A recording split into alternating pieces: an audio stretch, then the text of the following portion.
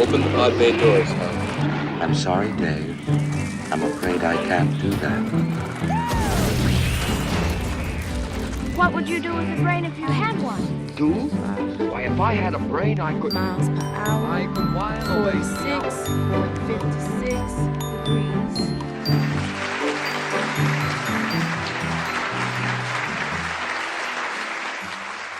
When you said today was a special day, I thought you meant it was the rollout of the Trump administration's regulations ending the nation's nation's climate change program, which will, I think, go down to be the greatest science fiction film ever made.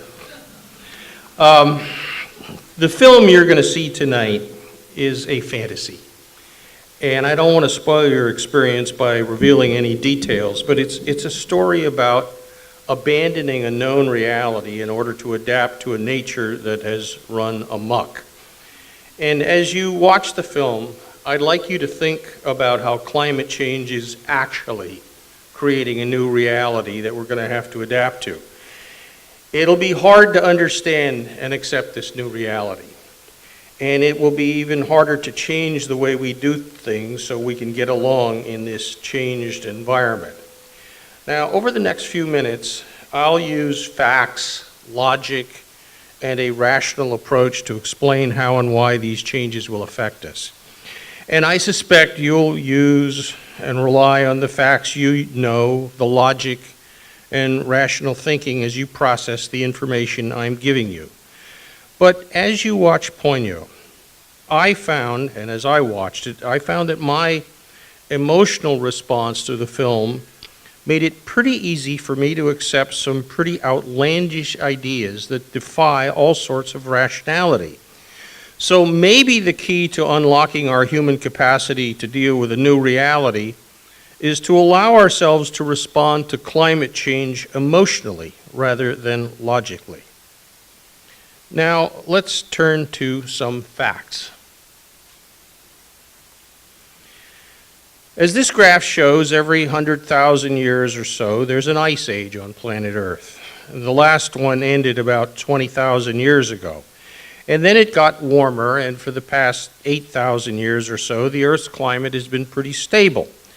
Now, if the natural cycle continues, and global temperature should begin to decline as we head toward the next ice age over the next several thousand years. But we've interfered with this natural cycle. Since the beginning of the Industrial Revolution about 200 years ago, the burning of fossil fuels has led to a slow rise in global temperatures, which is causing our climate to change. And as global temperatures increase, the water mass in the world's ocean expanded, glaciers melted, and the ice sheets in Antarctica and Greenland began to slide into the sea. Now, this has caused the average level of the water in San Francisco Bay to rise over 7 inches over the past century or so. And we know this because the longest continuously operating tide gauge in the entire continental United States is at the Golden Gate. Water levels worldwide are expected to rise ever faster in the future. Now, the exact sea level at any particular date in the future will always be the subject of scientific debate. But whatever the precise increase turns out to be, sea level rise is inevitable and it is unstoppable because of the greenhouse gases already in our atmosphere. We can slow the rate of sea level rise by cutting emissions, but even if we park all of our cars, turn off all of our lights, shut down all of our power plants everywhere on the face of the earth right now, the level of the sea will continue to rise for centuries. Rising sea level is a mind-numbing problem. At first, it seems to make sense to deal with flooding from rising sea level in much the same way as we handle any other emergency. Our flood protection planning should and is being coordinated with our planning for other disasters. But we also have to recognize that rising sea level is fundamentally different from other disasters. When we prepare for disasters, we work to reduce the likelihood of them happening at all. We try to minimize their destruction when they do occur, and then we move to return to normal as quickly as possible. But rising sea level is a disaster that can't be prevented, and it won't end until we reverse global warming.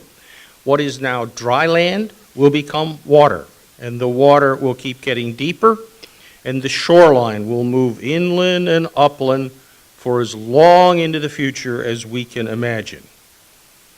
As a civilized species, we humans have never confronted this problem. Now, as I mentioned, the Earth's climate has been pretty stable for the past 8,000 years. But as you can see here, about 6,000 years ago, human civilization evolved in Mesopotamia and Egypt. So during our entire history as a civilized species, no great amount of water has been freezing and little ice has been melting, so sea level didn't go up or down. And as a result, the location of the shoreline didn't move inland or seaward. So we've learned that the shoreline has always been where the shoreline always was. And therefore, we came to believe that the shoreline will always be where it is now because that's where it's always been. And along this seemingly unmoving shoreline, we built homes, villages, towns, and cities that we thought could last forever, or at least until we decided to remove or replace them. Now, suddenly, our human experience has become irrelevant. From this point forward, the location of the shoreline will always be permanently temporary. Now, that's a very difficult concept to grasp. And to deal with this new reality, we'll build flood barriers ever higher and wider and stronger to protect development that now exists along the shoreline. But eventually, the rising sea will overtop even the highest barriers imaginable today. We'll also place new buildings farther inland and raise the ground floor elevation of new development. But in the decades and centuries ahead, an ever-rising sea will eventually inundate coastal development that's immune from flooding today and in the near future. Therefore, rather than continuing to build along the shoreline in much the same way we have in the past, it would be better to build in a manner that works whatever the level of the sea may be. Our current planning, design, and building practices may work in a static environment, such as when the location of the shoreline doesn't move. But a dynamic environment demands a different design response. We'll need new forms of architecture. In some places, floating structures may make sense. Buildings designed and constructed to last only a limited period of time may work. Structures that can be disassembled, moved, and reassembled should be considered. Building coastal cities that we expect to last 1,000 years isn't a good idea anymore. Instead, we should plan and build our shoreline communities with an understanding that rising sea level will eventually inundate most waterfront areas. Now, as you think about it, this simple structure is probably the type of building that is most resilient to rising sea. You park your dwelling unit right along the shoreline, and then as the water rises, you simply tow it uphill. So, as we try to figure out how to adapt to rising sea level, maybe we should think about building coastal communities that are more like very long-term campgrounds than permanent cities. But I don't think we want all of our future coastal cities to look like this. Instead, we need to create shoreline communities that are attractive, vibrant, affordable, energy efficient, resilient, and that look and feel permanent, yet are in fact designed and built to be temporary. Some people invest a considerable amount of time, creativity, labor, and skill to construct beautiful sandcastles on the beach, full well knowing that the next high tide will wash the sandcastle away. How can we draw on that experience and learn how to build beautiful communities along our coastlines, full well knowing that future high tides may eventually wash these places away? In other words, how can we create permanent sustainability along a temporary shoreline? At the same time we're searching for creative ways to deal with coastal flooding, we'll have to deal with a collapse in coastal real estate values. The great American humorist Will Rogers offered this investment advice in the 1930s. He said, "Buy land. They ain't making any more of the stuff." Of all land, waterfront property is the most expensive, and based on past experience, it seems guaranteed to grow in value over time. Even as we're trying to adapt to rising sea level by developing new approaches for building along our shorelines, the value of coastal property will sink over time. At first, waterfront real estate values will stagnate when the costs of more frequent flood protection and damage and building protection for future flooding and erosion have to be absorbed into property prices. Then, as the rate of rising sea level increases and protection efforts become futile, coastal property owners may have to pay for the removal of existing structures and face liability costs and other obligations. Getting insurance coverage may become impossible, and securing financing will become either more expensive or unavailable. And over time, the market value of the underlying property may decline to nothing or even less. This is already happening in Pacifica, California. Accelerated coastal erosion has made this once valuable shoreline building uninhabitable. Then parts of the buildings began to tumble onto the public beach below. City officials required the owner to tear the buildings down, but the owner by then was bankrupt. So this seemingly solid investment is now worth less than nothing, both to the owner and to the tax base of the city of Pacifica. The same sort of thing will happen again and again up and down the California coastline, around the bay shoreline, in Maine, Florida, Alaska, and everywhere in between and around the globe. And there is already evidence that coastal property values are being impacted by climate change. Eventually, coastal property will no longer be seen as a wise investment that will increase in value, but rather as an expense that has to be absorbed and written off. When and where this happens and how fast is uncertain. So sea level rise has put us into a race to come up with creative strategies for sustaining shoreline property values before market forces take the price of coastal land underwater. Now, this race and winning this race is particularly important in the Bay Area because our region will be walloped by rising sea level. And to understand why, we need to take a look at the past. This aerial photo shows what San Francisco Bay looks like today. But if we go back to California's early days, we see that the bay was quite a bit bigger. The map on the right shows the extent of the bay and its surrounding wetlands at the time of the 1849 gold rush. By the 1950s, a third of that water area was gone because the bay was shallow. 2/3 of it was less than 12 feet deep. A lot of it was in private ownership, so large parts of the bay were reclaimed for real estate development. In 1965, state legislation was passed to stop this continued wholesale destruction of the bay. But the damage from the past remains. Today, the bay is surrounded by about 240 square miles of filled land. Land that was filled high enough to get it above sea level of the past. Now, this legacy of filling the bay in the past is a great predictor of what sea level rise will do to our region in the future. And here are two maps. One showing what the bay looked like in 1849, and the other showing how sea level rise might make the bay look in 2100. You see they're pretty much the same. So at first blush, it might be tempting to think that this is good news.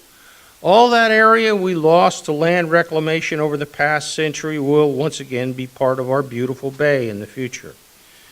The bad news is we built all kinds of very expensive stuff on this filled land, including stuff that is essential to civilization as we know it.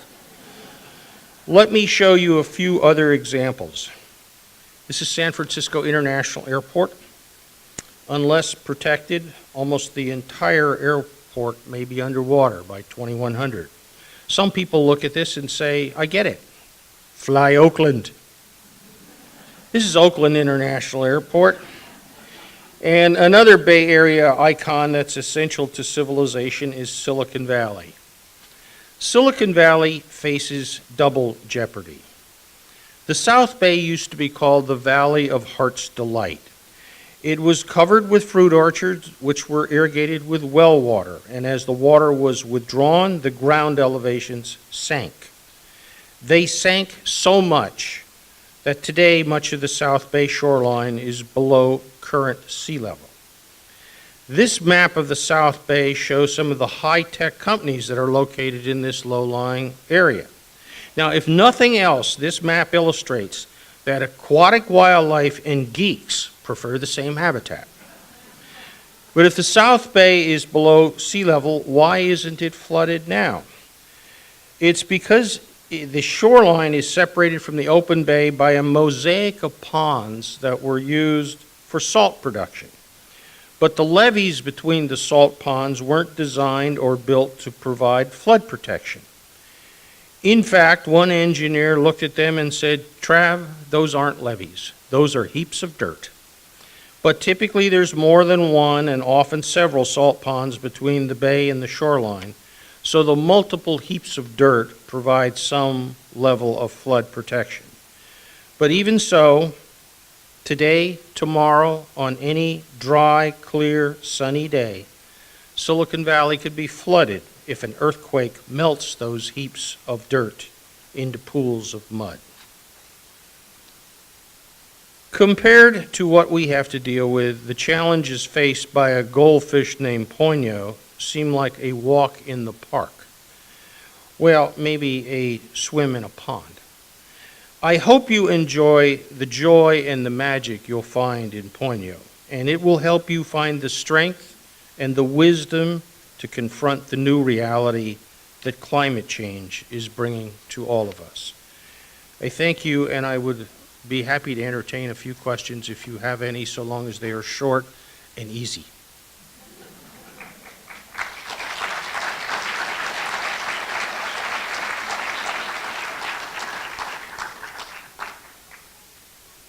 None? I've dazzled you.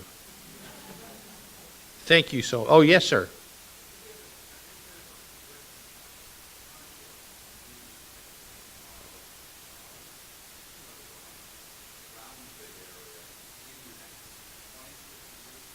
The question was, how high will the water levels rise around the bay in the next 50 or 100 years? I, sir, have found a very good way to get rich. And that is find an expert who can predict exactly how high the sea will be at any one time. And then find a second expert and bet against both of them. At that point, you're guaranteed not to lose money. And you can find dozens and hundreds of people out there, each of which will make their accurate predictions. The answer is we don't know, because we don't know how we will be providing power, and depending on whether we continue on a course like we've entered today in the United States, where we're trying to continue the experiment of seeing how fast we can take carbon out of the ground, burn it, and put it in the atmosphere, which will accelerate sea level rise, or whether we will try to slow that process, which will slow sea level rise. We don't know. We simply don't know. And the other is we're dealing with the ice sheets on Antarctica and Greenland, and the rate at which they're melting and sliding into the sea is so impossible to predict in the IPCC projections on sea level rise, there are a footnote at the bottom that says, this is what we can measure, this is what we don't know, so we'll focus on what we can measure. So the answer is, and the reason I believe we should be planning in such a way that it doesn't matter what sea level rise is, because if you plan for something and it turns out that you were wrong, it was as bad as not planning at all.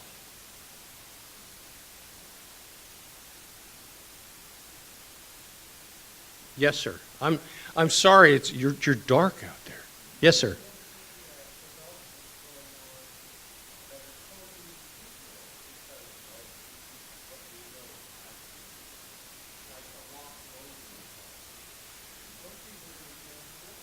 The question is, why do we keep developing in the way we have been developing in the past, given what I've just told you?